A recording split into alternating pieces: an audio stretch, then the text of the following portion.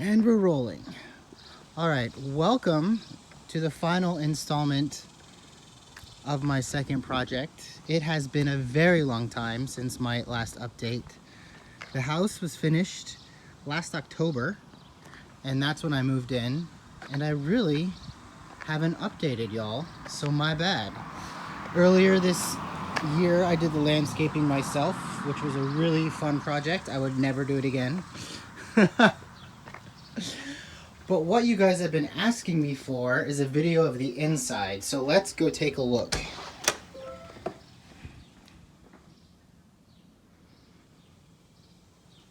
Looks a little different than when I bought the house, eh? I'm gonna take off my shoes because I just finished cleaning. But the sight lines when you first walk in the house are pretty awesome. So this room used to be the formal living, which is a pretty outdated use of space nowadays.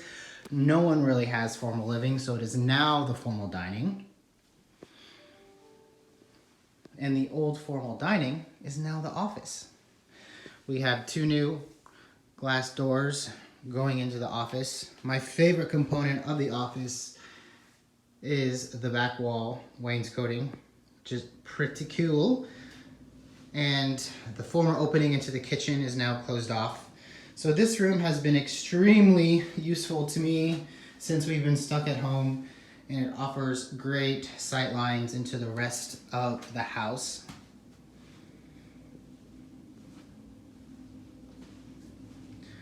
So going back to the front door, which is stained a nice ebony color with a satin finish that I love.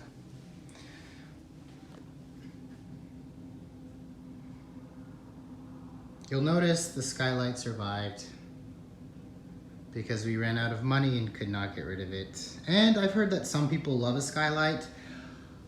I'm kind of indifferent on the skylight now. It kind of stinks if you're hungover and you need a very dark room to watch Netflix, but it does offer a lot of natural light.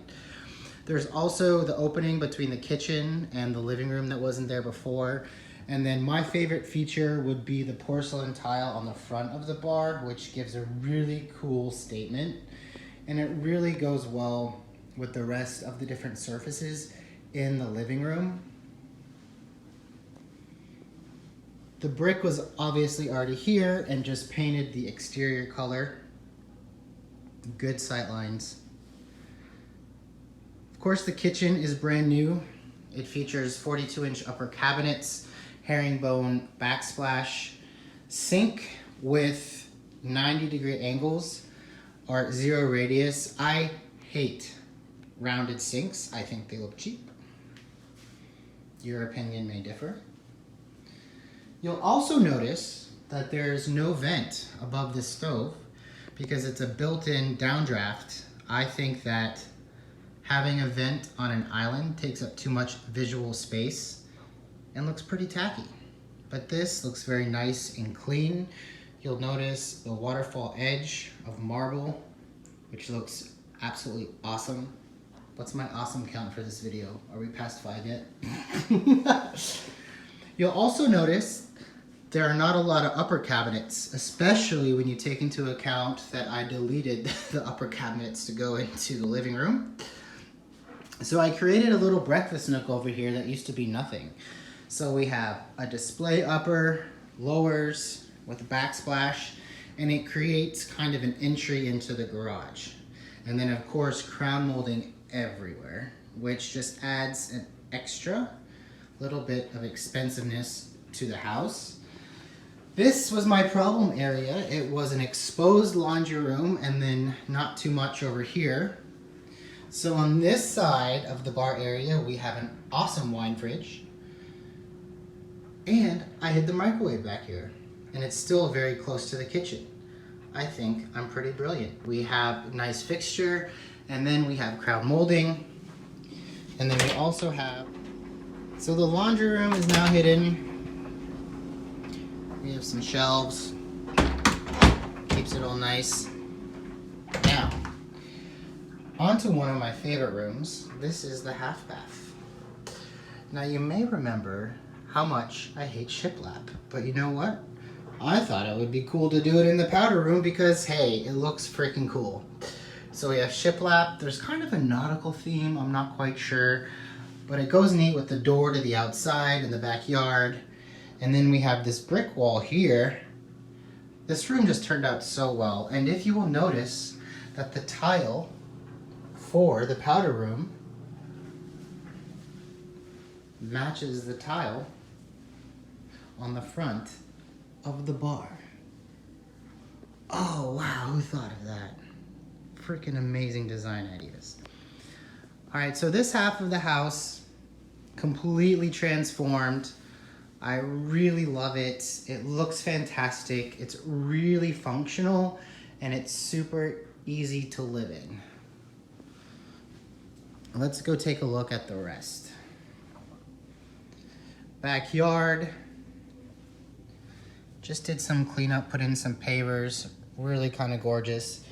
If you notice, there's a chrome theme for the hardware in the house. I really hate when people mix and match. I think it doesn't look very well. It doesn't lead to a cohesive design. So pretty much every finish is going to be chrome. Makes things a little harder to select, but well worth it. So we have the main hallway to the sleeping quarters. This first bedroom, guest bedroom.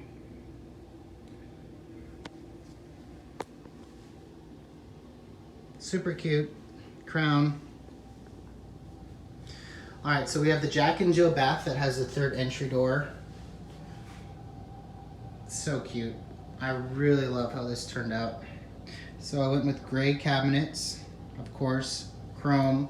I love the flat bottom sinks. They're super cool. Pain in the butt to keep clean, but they look and feel expensive. If you notice, I went very conservative with the tile. Solid design, something that'll stay in style for a while. Did that rhyme? It may have.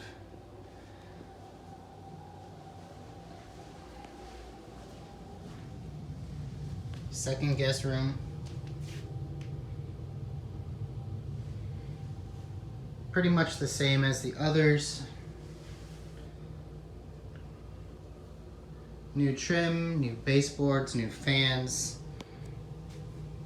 The doors are solid core, which I think makes the house feel more expensive as well. All right, so let's go into the master bedroom.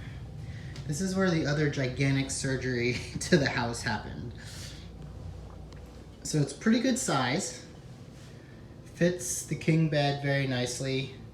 I picked up some pretty cool furniture. But the master bath is where a lot of the money was spent. So I added a door to the master closet. I added double doors to the master bath to expand this.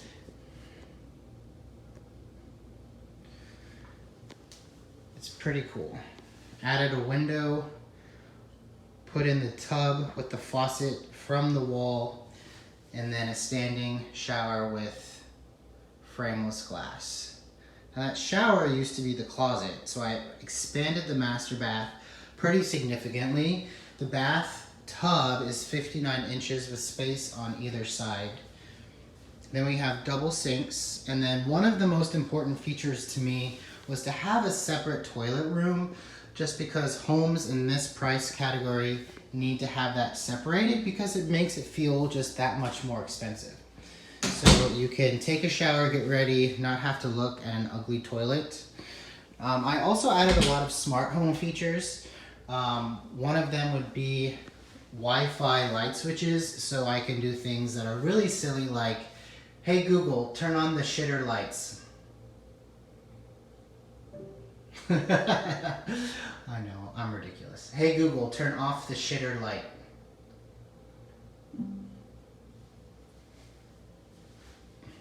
This room is pretty awesome. So the way it looked before, if you haven't seen the video, was in this corner was the tub and the toilet. There was one sink, there was no window, and then there was the closet. And then there was entrance into the closet. So the closet is now a lot smaller, so that might be an issue with selling. But we have this extra bedroom, the 4th bedroom. I obviously do not need the space, so maybe someone who buys this house after me will turn this into a gigantic master closet. It has its own pretty big closet, but I call it the flex room.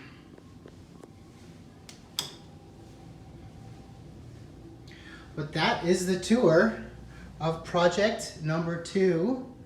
Let me know what you guys think in the comments.